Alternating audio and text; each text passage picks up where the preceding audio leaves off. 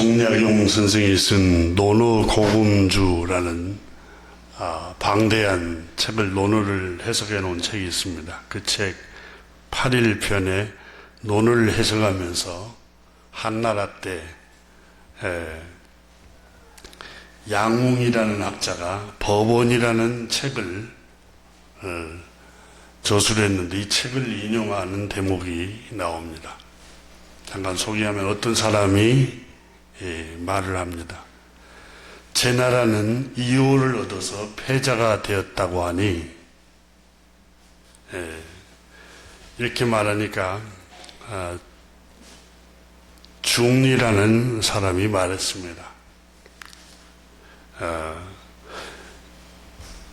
그는 작은 그릇에 불과하다, 이렇게 말을 했습니다. 그러자 또 다시 물었습니다. 그러면 어떤 것을 큰 그릇이라고 합니까? 라고 물으니까 그때 대답하기를 큰 그릇은 오직 규구와 준승 같은 기구이다.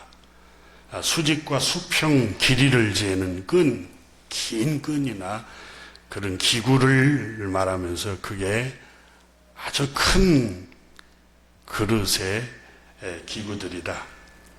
그러면서 또 다시 말합니다. 진실로 큰 그릇은 제일 먼저 자신을 다스릴 줄 아는 사람이 큰 그릇이다. 그리고 자신을 다스린 후에 다른 사람을 다스리는 것을 큰 그릇이라고 한다.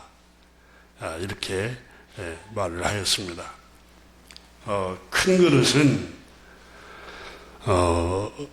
자기 자신을 먼저 다스릴 줄 아는 사람이 큰 그릇이라고 말합니다. 그러니까 우리는 저 사람 성공한 사람이야. 사업에 성공하고 또 높은 자리에 이렇게 올라가고 진급한 사람이야. 아주 큰 사람이다. 큰 그릇이다라고 했는데 고전에는 그건 큰 그릇이나 큰 사람이 아니라는 겁니다.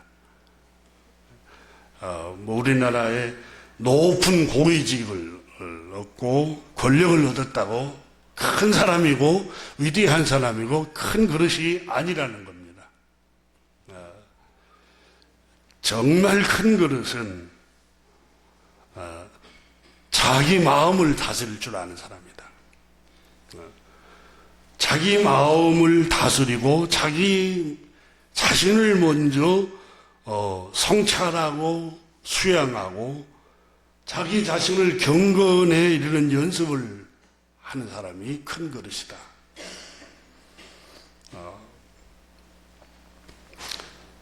그렇지 않습니까? 자기를 다스릴 줄 모르면서 다른 사람을 다스리려고 하면 다른 사람이 피해를 입습니다. 그러니까 큰 그릇이 되지 않고 다른 사람을 다스리려고 하면 다른 사람에게 괴롭히는 일을 하는 것과 똑같습니다. 여러분, 자기도 잘 못 다스리고 자기 마음을 다스릴 줄 모르고 자기를 절제할 줄 모르고 그런 사람이 목사를 한다고 해봅시다. 얼마나 성도들을 괴롭히겠습니까? 자기를 잘 다스리지 못하고 자기 마음을 다스리지 못하고 자기를 잘 다스릴 자기 자신도 잘 다스리지 못하면서 아버지 위치에 있다고 해봅시다. 어머니 위치에 있고 자녀들이 얼마나 많은 상처를 입겠습니까? 자기도 잘 못 다스리면서 국가를 운영하려고 하고 또 경제를 운영하려고 한다고 해봅시다. 수많은 사람들이 괴롭힘을 당합니다. 성경도 하나님 말씀도 각각 자기를 돌아보고 난 다음에 다른 사람을 돌아보아라 그랬어요. 그러니까 먼저는 자기를 다스리라는 거예요. 자기 마음을 다스리고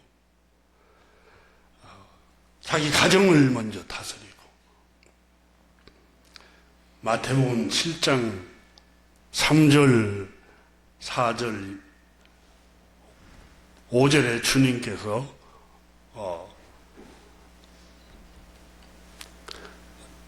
내가 지도자라고 선생이라고 스스로 자부하는 유대인들에게 말했습니다. 어찌하여 너는 형제 눈 속에 있는 자그마한 티눈을 보면서도 어떻게 너 자신 눈 속에 있는 이따만한 들보는 도대체 있다는 것을 깨닫지 못하느냐. 그러니까 너 자신은 왜 돌아보지 않고 늘 형제가 어쩌고 저 자매가 어쩌고 저 장로님이 어쩌고 저 권사님이 어쩌고 누구누구가 어쩌고. 주님께서는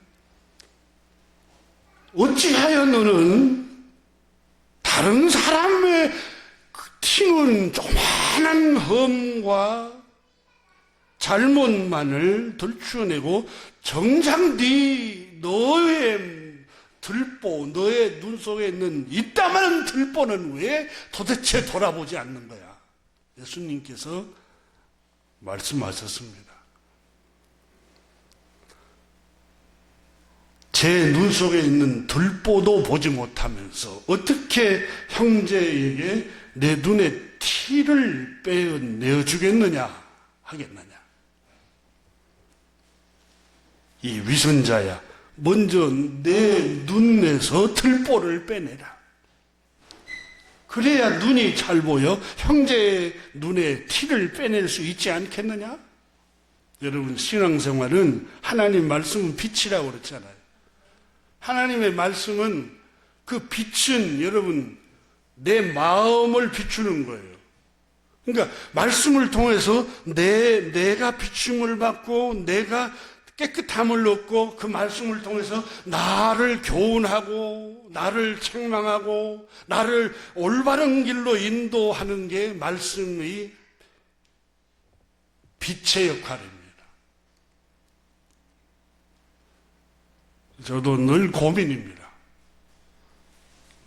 말씀을 묵상하고 원고를 쓰고 설교를 하면서도 먼저 나를 비춰야 되는데, 나에게 먼저 설교를 해야 되는데,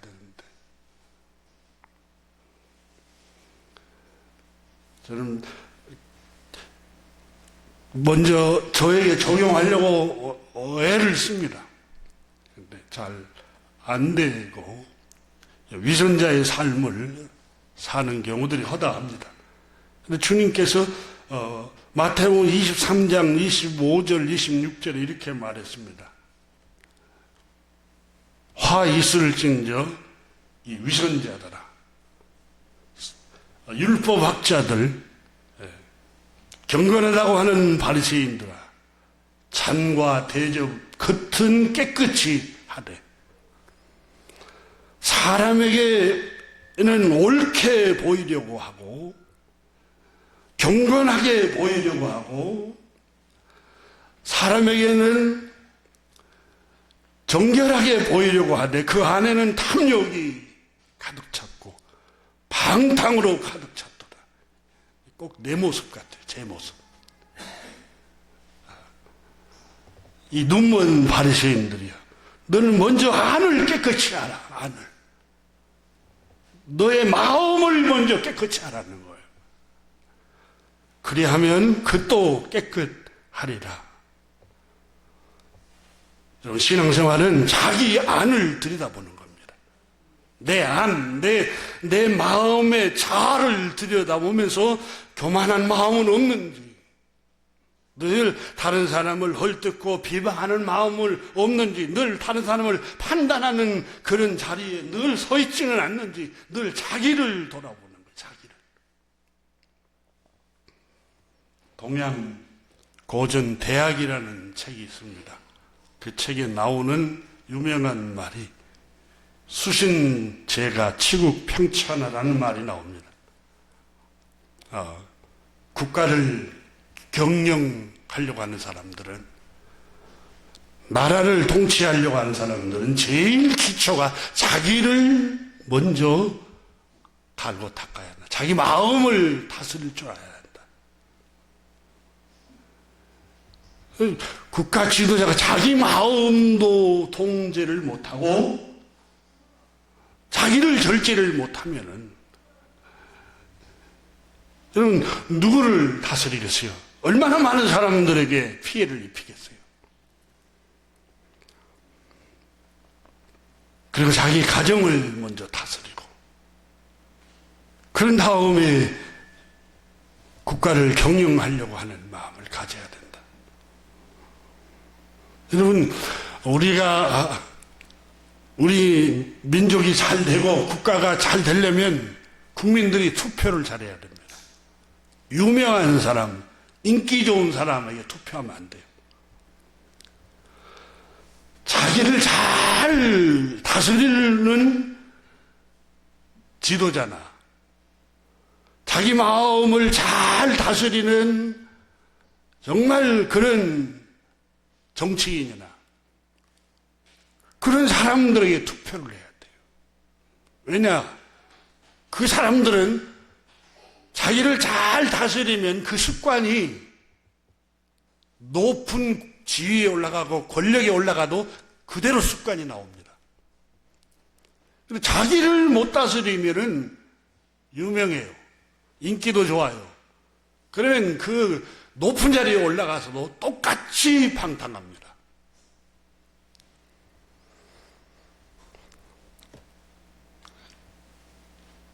이걸 성경도 우리에게 가르치고 있고 동양보전에서도 우리에게 가르치고 있습니다. 큰 사람, 큰 그릇은 자기를 먼저 다스릴 줄 아는 사람이에요. 예수님은 그랬잖아요. 제자들이 우리 중에 누가 크냐?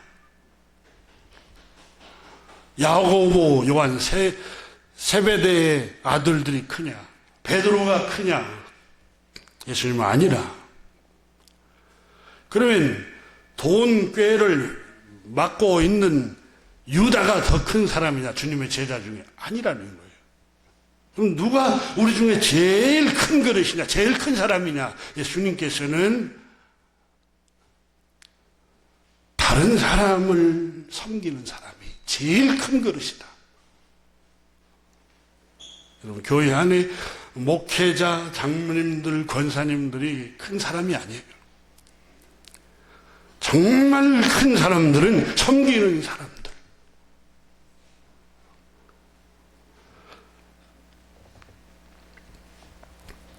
여러분 그리스도인이 누구입니까?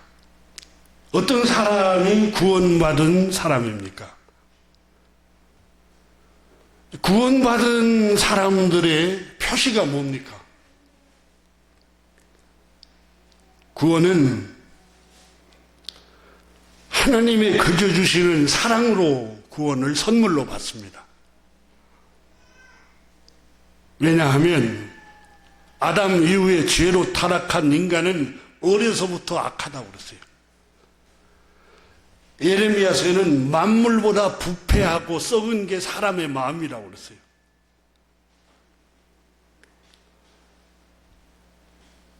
그래서 인간은 어려서부터 악하기 때문에 다 자기 중심이에요. 다 자기 중심이에요. 모든 사람이 다 자기 중심이에요.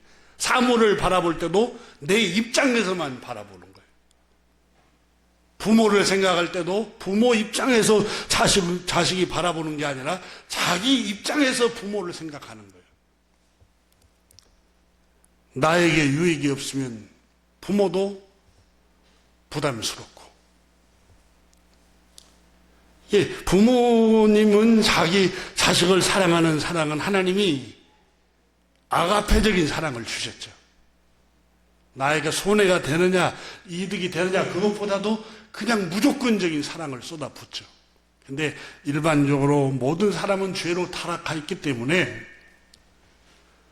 나에게 이익이 되느냐, 나에게 조금 어떤 손실이 오느냐, 이런 걸 생각하면서 이렇게 사람을, 부모도 대하고, 이게 사람이 어려서부터 악해요. 인간은 아무리 경건한 생활을 하고 율법에 어려운 생활을 한다 할지라도 주님께서는 마음에, 이 위선자들아 마음에 탐욕이 가득 차도다 그렇잖아요. 우리가 경건하게 생활하다, 예수님 그랬잖아요. 여자를 보고 음욕하는 마음을 품는 사람은 이미 가늠한 사람이다. 금식을 하고 경건한 훈련을 하고 아무리 우리가 말씀 중심으로 살아도 마음으로 그런 마음을 품었으면 이미 그 사람은 범죄한 사람이다. 어떻게 의로워질 수 있겠어요, 우리가? 오직 우리는 그런 존재, 우리는 그렇게 죄로 타락한 존재에서 성경은 너의 행위로는, 너의 의로는 스스로는 의로워질 수가 없다는 거예요. 오직 죄로 타락한 우리에게 하나님의 긍휼하심, 하나님의 불쌍히 여기심, 하나님의 자비와 하나님의 사랑으로 그냥 우리를, 죄를 용서해 주시고 의롭게 해 주시는 그것으로 우리가 의롭다함을 얻는데, 하나님의 자비와 긍휼이 뭐냐? 바로 우리를 의롭게 하실, 우리의 죄를 다 대신 짊어지고 가실 구주 예수 그리스도, 하나님의 아들을 세상에 보내주신 거예요. 그를 영접하고 마음에 그분을 나의 주님으로 모셔드리기만 하면은 의롭다고 그냥 인정해 주시는 거예요. 그래서 구원이 선물이에요. 그럼 이런 놀라운 하나님의 긍휼하심과 사랑과 절대적인 구원의 선물을 받은 사람들은, 그 사랑을 받은 사람은 반드시 표시가 나타나요. 우리 주님 말씀하신 것처럼, 주님이 우리를 사랑하는 것처럼 우리도 조금씩 사랑하는 생활을 하게 된다는 겁니다. 로마서 12장에 너희가 믿음으로 구원을 받았으므로 주님 말씀하셨죠.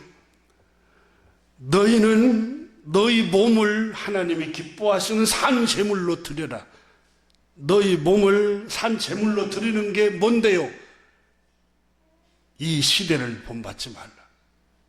이 시대는 악하고 음란하고 이기적이에요. 나를 미워하면 나도 미워하고, 나를 시기하면 나도 그 사람 시기하고, 이게 이 시대의 본 모습이에요. 그러나 너희는 이 시대를 본받지 말라. 하나님이 선하게 여기는 거, 하나님이 기뻐하시는 거, 하나님께서 온전하게 여기시는 것이 무엇인지를 생각하면서 그걸 추구하라. 거기에 너의 몸을 헌신해라. 그게 바로 하나님이 기뻐하시고 선하게 여기시고 온전하신 뜻이 무엇인데요? 서로 사랑하는 것이야. 이렇게 말씀합니다. 구원받은 사람들은, 여러분, 증표가 조금씩 나타납니다. 옛날에는 형제를 미워했던 그런 사람들이 형제를 용서하게 됩니다. 이게 구원받은 사람들의 나타나는 열매들입니다. 여러분, 우리가 성령을 받기 위해서 기도하잖아요. 그리고 오순절 사도행전 2장에 보니까 성령을 받잖아요. 불같이 받잖아요. 성령을 불같이 받지만은 핍박이 일어나니까 예루살렘 교회가 다 흩어져 버리잖아요. 배교도 해버리잖아요. 근데 우리가 성령을 받으니까, 성령님이 임하니까 불같이 뜨거워졌어요.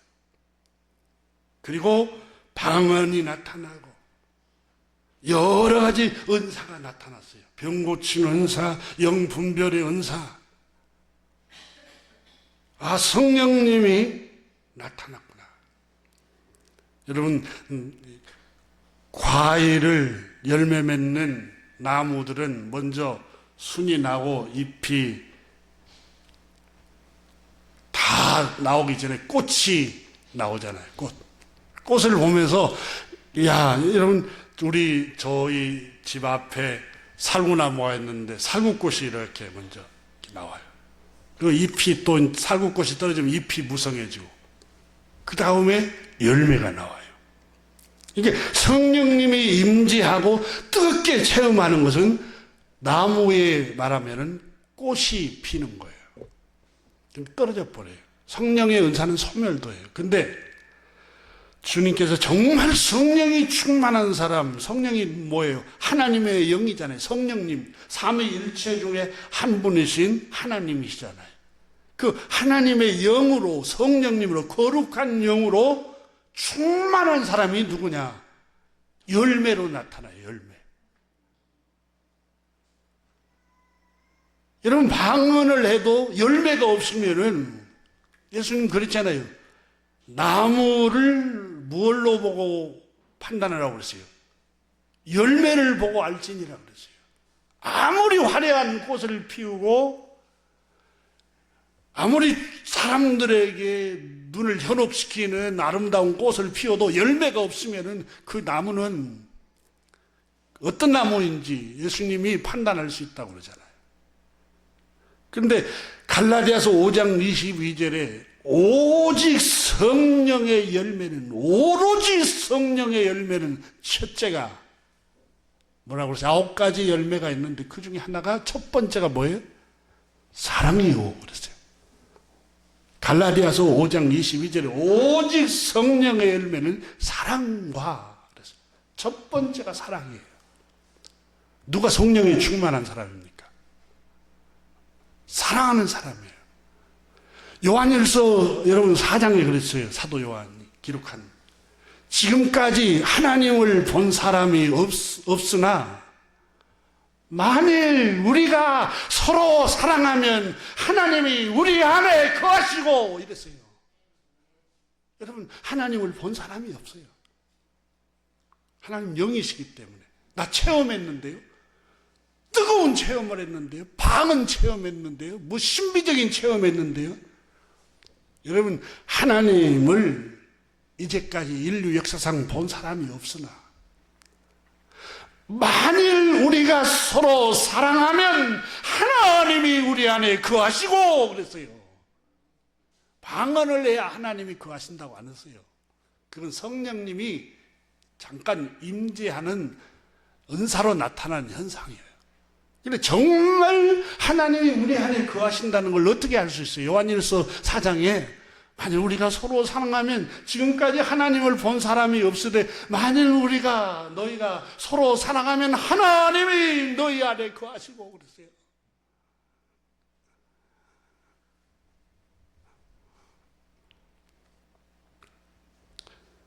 저 사람은 막 금식 기도도 안 해요. 철야 기도도 안 해요. 그리고 형제를 용서하고 또 형제를 사랑하고 이런 열매가 막 나타나요. 이게 하나님이 그 안에 거하시는 거예요. 하나님이 그 안에 거하시는 거예요.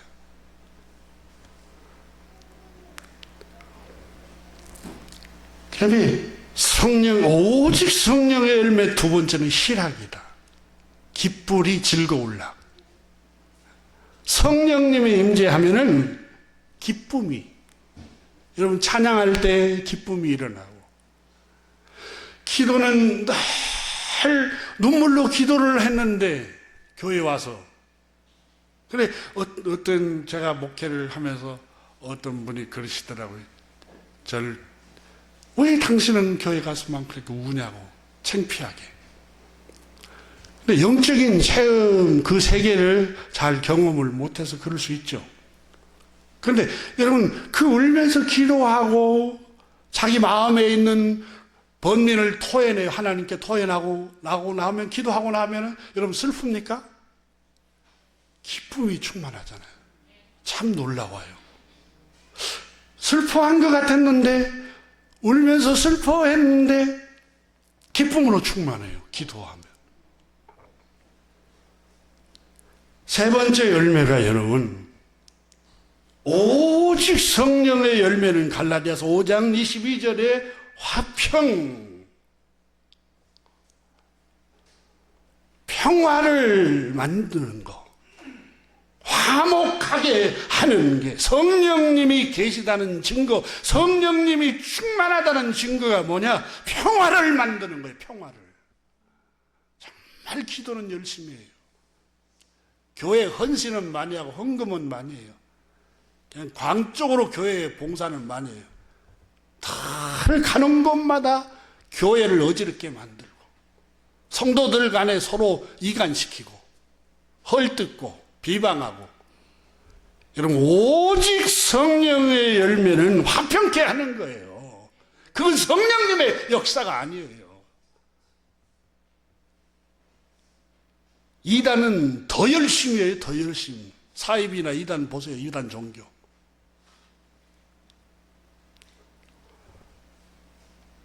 이 화평케 하는 거, 오늘 본문 다시 여러분 한번 보십시오. 주님께서 이렇게 우리에게 구원받은 하나님의 사람들에게 말씀을 하고 있습니다. 아무에게도 악을 악으로 갚지 말고 모든 사람 앞에서 선한 일을 도모하라. 17절에 말씀하시고 18절에 할 수 있거든 너희로서는, 여기 너희로서는 그 말은 그리스도인들을, 구원받은 사람들로서는, 내가 정말 구원받은 사람들로서는 모든 사람과 더불어 화목하라.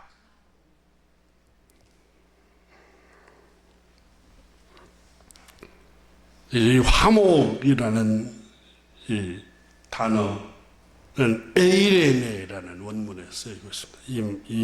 이 단어의 뜻은 평화, 그리고 번영, 고요함, 평온한 상태, 전쟁이 없는 상태, 안전, 안식이라는 단어입니다. 뜻입니다. 이제 너희로서는 정말 너희가 구원받았다면, 너희가 정말 값없이 은혜로 구원을 받았다면 너희는 화평을 만들어내는 생활을 할 것이라는 겁니다. 그리스도인의 심볼, 그리스도인의 표시가 뭡니까? 화목입니다. 화목. 찬송가도 그러잖아요. 화목해 하라는 직책을 받았으니, 하나님이 우리에게, 그리스도인들에게 주신 사명이 뭡니까? 화목해 하는 선한 일꾼들입니다.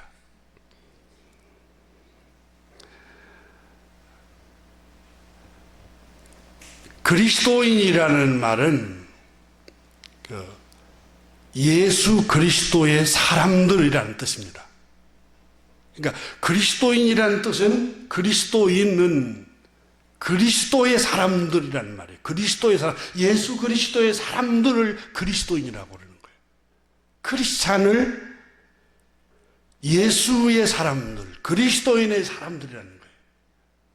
그러면 그리스도인의 사람들, 예수의 사람들, 크리스찬, 그리스도인들은 교회에 열심히 다니고 종교적인 집회에 열심을 내고, 이게 그리스도인이라고 할 수 없어요. 그리스도인은 갈라디아서 5장 조금 전에 우리가 22절을 같이 봤는데, 한번 갈라디아서 5장을 열어보세요. 5장에 보면은 오직 성령님의 열매는 하고 22절에 말씀을 하고 있고, 갈라디아 교회에 보낸 서신에서 바울 선생은 갈라디아 교회 신자 여러분, 오직 성령님으로 충만한 사람들은 열매를 맺게 됩니다. 그 열매가 첫 번째가 사랑입니다. 그리고 희락과 두 번째가, 세 번째가 화평을 만들어냅니다. 그리고 24절 보세요. 24절 한번 읽어봅니다. 시작. 그리스도 예수의 사람들은 자, 이게 그리스도 예수의, 아까 그리스도인이 누구라 그랬어요? 예수 그리스도의 사람들이라는 거예요. 이게 그리스도인들은 그 말이에요. 24절에 시작. 그리스도 예수의 사람들은 육체와 함께 그 정욕과 탐심을 십자가에 못 박았느니라. 그리스도인들이 누구예요? 예수의 사람들이 누구예요? 교회 안에서 성가대하는 사람, 주일학교 하는 사람, 교회 안에서 금식하고 철야기도 하는 사람, 이게 그리스도인이 아니에요. 진짜 그리스도인은 여러분, 예수의 사람들은 육체를 못 박는다라는 말을 여러분 오해하지 마세요. 우리 몸을 십자가에 못 박는다는 게 아니라 육체의 욕망. 십자가는 여러분 못 박는단 말은 죽음을 의미해요. 그러니까 육체의 그 욕망이 자꾸 올라오잖아요. 음란한 마음, 탐욕의 마음, 시기하는 마음, 또 교만한 높아지고 하는 마음, 이런 육체에서 올라오는 것들 있잖아요. 그런 것들을 그리스도 예수의 사람들은 육체를 십자가에 못 박는다는 말은 날마다 우리 올라오는 그 유혹을 끊임없이 죽인다 그 말이에요. 끊임없이. 진짜 그리스도인이 누구냐? 주님 그랬잖아요. 나더러 주여 주여 하는 사람만이 그리스도인이 아니라고. 진짜 그리스도인들은 순간순간 내 육체의 욕망을 끊임없이 죽이는 일을 하는 거예요. 정욕. 여러분, 육체에 올라오는 이 정욕들, 미움, 시기, 이거 다 정욕에서 올라오는 것들이잖아요. 비방, 음란함, 탐욕, 다른 사람을 속여서 이익을 취하려고 하는 그런 마음들, 이런 것들, 그리스도 예수의 사람들은 매일매일 순간순간마다 그걸 십자가에 날마다 바울 선생님처럼 죽노라. 나는 날마다 죽노라. 그 말이에요. 십자가에 못 박는 거예요. 이게 그리스도인입니다. 그래서 예수님 그러셨잖아요. 아무든지 나를 따라오려거든 자기를 부인하고 deny, 완전히 자기를 부정하라는, 자기를 부정하라는 말은 자기 욕망, 자기 육체에서 올라오는 이런 것들을 부인해 버려라. 그 욕망을 들어주지 말고 끊임없이 죽이는 훈련을 하라는 거예요. 끊임없이. 그게 안 되니까 기도하면서 주님, 내 마음에 이런 것들, 이런 유혹이 주님 악에 빠지지 않도록 주님 내 마음을 다스려 주세요. 또 찬양을 통해서 내 마음에 그런 것들을 성령님의 임재를 통해서 그것들을 다 잠재우게 하고,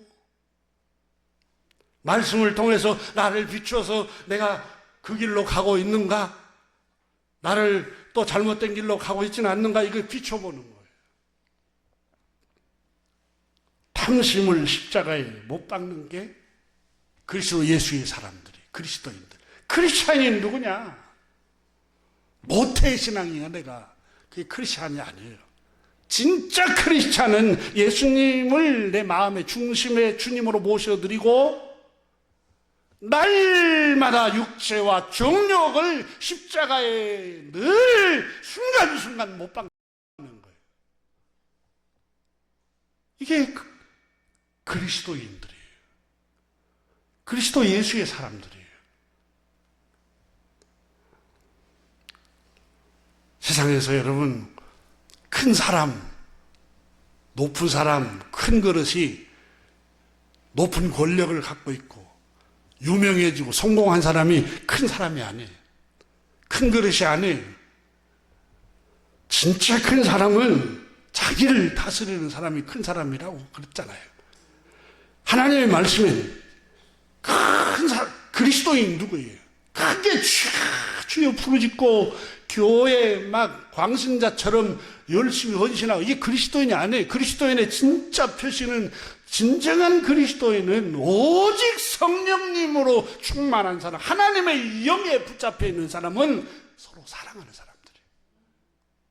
그리고 여러분, 기쁨을 누리고 평화를 만드는 사람들. 여러분, 평화를 만들려면은 자기 자아를 십자가에 못 박지 않으면 평화를 못 만들어요. 부부간에도 화해하려면 어떻게 해야 돼요? 내 자존심을 내려놔야 돼요. 내 자존심을 죽여야 돼요. 십자가에 못 박아버려야 내가 잘못했어요, 그 말이 나오죠. 내가 정말 실수했어, 용서해줘요. 여러분, 자기를 죽여야만이 화평케 하는 거예요. 자기를 죽여야. 그리스도인 누구예요? 날마다 자기를 십자가에 못 박는 거예요.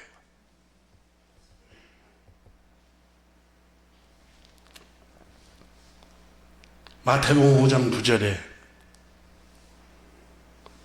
화평케 하는 자는 복이 있나니 그들이 하나님의 아들이라 일컬음을 받을 것이요. 여러분, 정말 그대로 기록되어 있잖아요. 그리스도인들이 예수님을 영접하면 구원받습니다. 그 구원받는 입문이죠. 들어가는 단계죠. 정말 구원받은 그 표시, 구원받은 하나님의 자녀들은 화평을 만들어냅니다.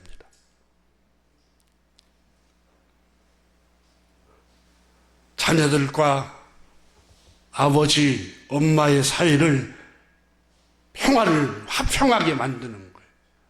그러니까 아빠가 없고 엄마가 없을 때 엄마 아빠를, 또 아빠가 엄마를 자녀들한테 흉보고 이간시키고, 또 반대로 그런 경우도 있고, 자녀들이 또 부모를 이간시키는 경우도 있고. 여러분, 한번 생각해 봐야 돼요. 정말 나는 평화를 만드는 사람인가? 나는 구원받은 사람이 맞아? 구원받은 증표가 무엇입니까? 평화를 만들어가는 사람들이에요. 화평케 하는 사람들은 복을 받은 사람들이다. 하늘의 복을 받은 사람이다. 이 피스메이크, 평화를 만들고 다니는 사람, 이 사람은 정말 하나님의 아들들이다. 하나님의 자녀가 확실하다는 거예요. 하나님의 자녀가 확실해요. 정말 교회는 열심히 다니고 모태신앙이고 그냥 헌신은 많이 하고 교회 안에서 직분을 맡은데 평화를 만들질 않아요, 도대체. 근데 그 열심히 하는 거 보고, 야, 신앙 좋다 그런데 천만의 말씀입니다. 평화를 만드는 그걸 보고 신앙이 좋은 거예요. 안 좋은 거를 구별해낼 수가 있어요. 아무리 여러분 큰 교회를 다녀도, 웅장한 교회에 소속돼 있어도 그 구성원들이 사랑하지 않고 평화를 만들지 않으면 생각해 봐야 돼요. 정말 우리가 구원받은 하나님의 백성들인가를 생각해 봐야 돼요. 아니면 우리가 종교 집단에 불과한가 생각해 봐야 돼요. 유명한 거, 위대한 거, 사회적으로 알려져 있는 거 아무 상관없어요. 평화를 만드는가, 정말 평화를 추구하는가. 여러분, 미국의 민주당 출신 카터 대통령이라는 분, 여러분 연세가 많이 들어서 돌아가시기 직전까지 그분은 세계 평화를 위해서, 세계 평화의 염원을 위해서 매일 기도하면서 사절단으로 세계 분쟁 지역마다 가가지고 평화를 만들려고 애를 씁니다. 노년기에 편안하게 쉴 수도 있는데 끊임없이 북한과 우리 전쟁이 그때 하마터면 일어날 위기에 김영삼 대통령이 통치하고 있을 때 그때 평화사절단으로 그분이 북한으로 가서 중재를 했다고 보도가 돼요. 우리는 잘 모르잖아요.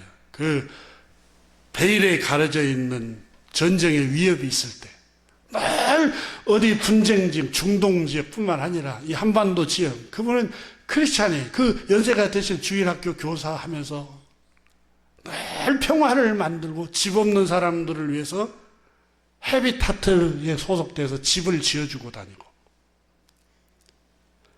어떻게 하면 평화를 만들고 다녀요. 이게 여러분 구원받은 사람들의 표시예요.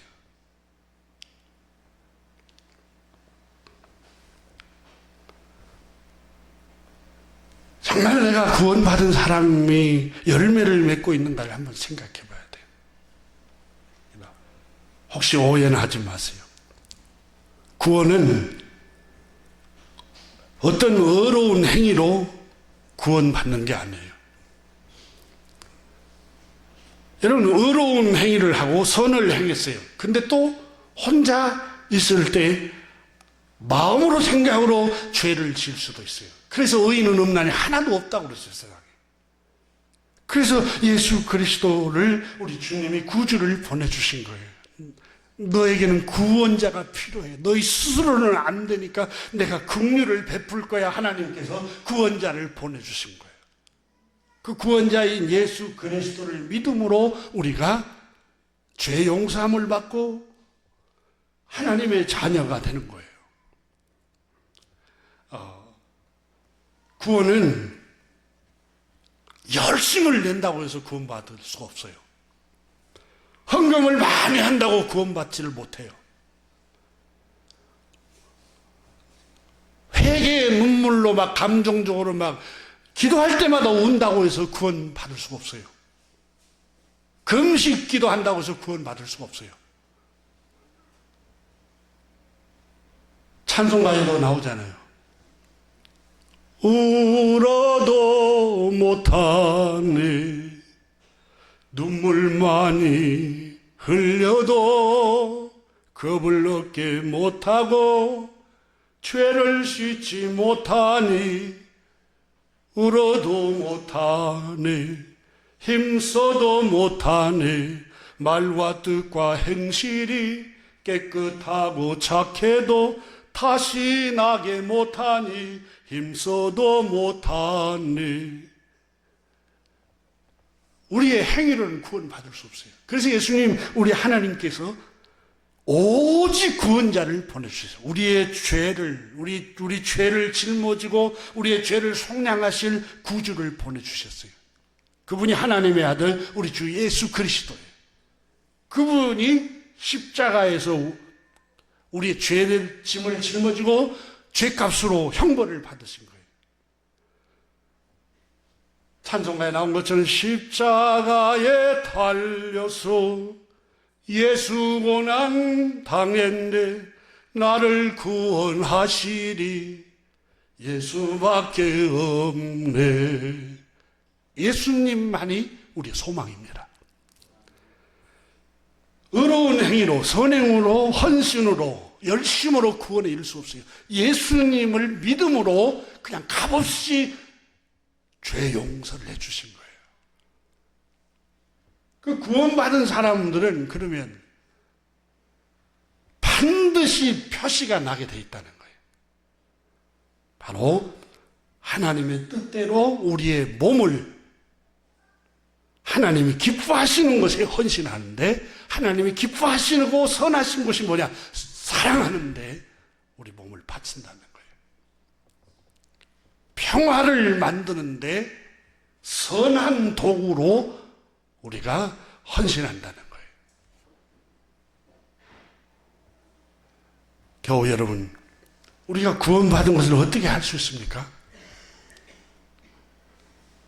반드시 반드시 열매가 나타납니다. 예수님은 열매로 그 나무를 알지라고 그랬어요. 구원받은 사람들은 반드시 열매가 나타나요.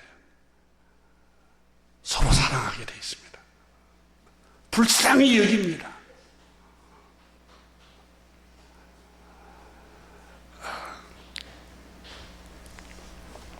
사람을 긍휼히 여기는 마음을 가지고 용서하게 되고 사랑하게 되고 자비를 베풀게 되고 여러분 주변에 자꾸 헐뜯고 비방하고 이런 사람들을 보면은 그것도 불쌍히 여겨야 돼. 왜 그런 줄 아세요? 생각해 보세요. 상처는 조금만 건드려도 상처를 건드리면 아야! 하고 소리를 지릅니다. 그러니까 아무것도 아닌 일에 상처를 막 받는 사람들은 상처가 많아요. 그 사람들 상처가. 그러니까 상처가 많은 사람들이 늘 다른 사람들을 헐뜯고 비방하고 비웃고 수군거리는 거예요. 자기가 상처가 많으니까. 그러니까 이 여러분 성경 원문에 보면은 인간의 죄로 타락했다라는 원문을 찾아보면은 병들었다라는 뜻이 나와요. 아프다, 상처가 났다라는 그 의미도 들어있어요. 그러니까 죄로 타락한 인간은 병들었어요. 그러니까 헨리 나우엔 같이 아주 유명한 영성가는 이 세상 모든 사람들은 상처받은 영혼들이라 그랬어요. 상처받은 영혼들. 모든 사람은 상처가 있어요. 상처가. 아파요. 그러니까 육체는 하나 건강한데 마음이 아픈 사람 많아요. 그러니까 마음의 상처를 안고 살아가요. 그러니까 조금만 건드려도 아야! 하고 소리를 질러요. 화를 내고 분노하고. 그리스도는 상처받은 영혼을 치료자로 오셨다 그랬어요. 여러분 모든 사람을 바라볼 때 상처가 있는 사람이라고 생각하면 아픈 사람이라고 생각하면 불쌍히 여기게 됩니다.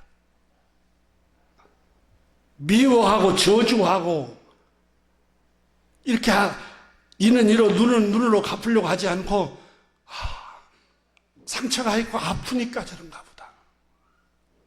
그러니까 이 상처받은 영혼으로 이렇게 바라보면은 형제를 용서할 수 있고 예수님도 바울 선생님도 그러잖아요. 나의 나됨은 고린도전서 15장 하나님의 은혜로다.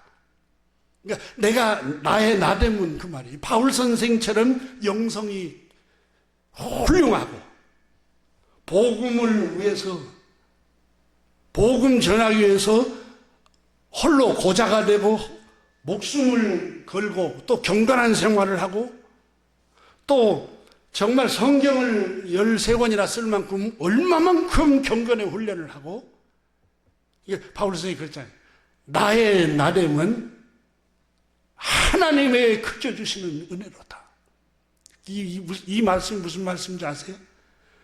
너에게도 똑같이 나와 같은 환경을 주고 똑같은 성향을 주고 똑같은 유전자를 너에게도 나와 같은 유전자를 하나님이 너에게 주셨다면 그리고 가말리의 문화에서 공부할 수 있는 그런 환경을 주고 또 경건의 훈련을 할 수 있도록 그런 환경에서 자라게 하고 똑같이 그런 환경을 주고 그런 유전자를 주었다면은 그러니까 나의 나됨은 하나님이 그런 은혜를 주셨기 때문에 오늘 내가 여기 있는 것이다라고 고백한 것이 여러분 나만이 아니라 여러분에게도 만약에 나와 같은 환경을 줬다면 여러분들도 나와 같은 그렇게 경건의 삶을 살았을 것입니다.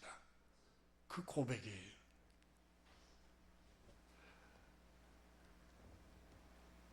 제가 종종 그런 생각을 합니다. 좀 모나고 상처가 많고 사람들을 힘들게 하는 사람들 보면, 처음에는 제가 믿음이 없을 때는 그것 때문에 투덜거렸는데 점점 성숙해져 가면서, 저 사람도 자기가 그러고 싶어서 그러겠어?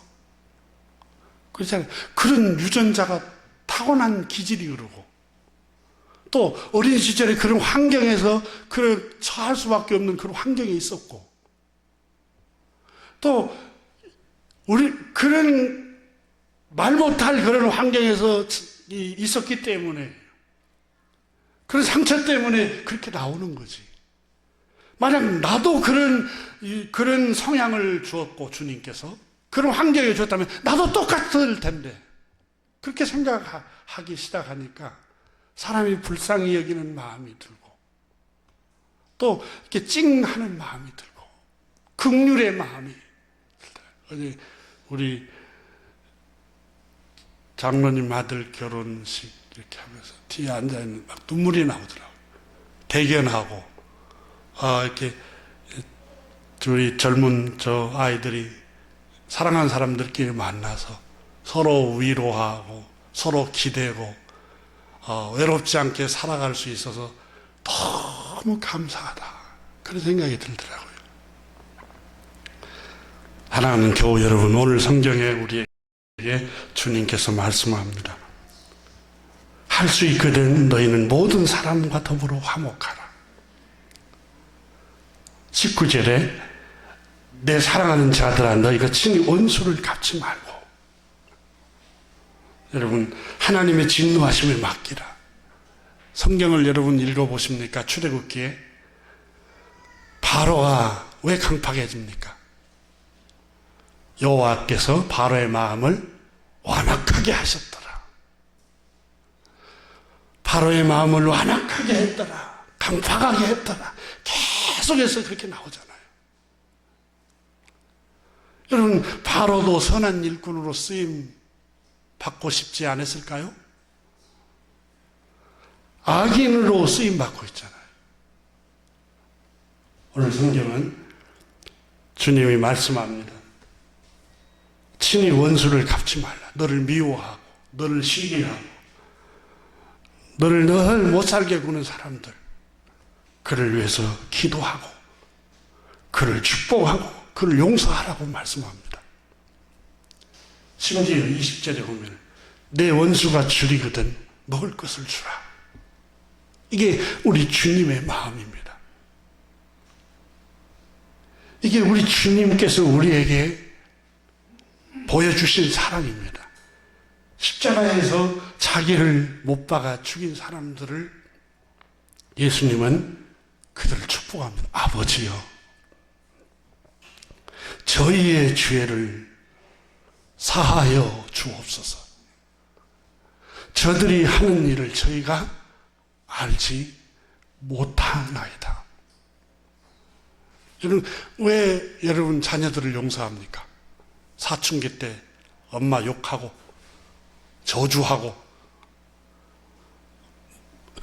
아직 어리고 철이 없기 때문에, 철들면 알겠지. 그 아이가 철들면 엄마 마음을 알겠지. 여러분, 예수님께서도 말씀하세요. 아버지, 저희의 죄를 용서하소서.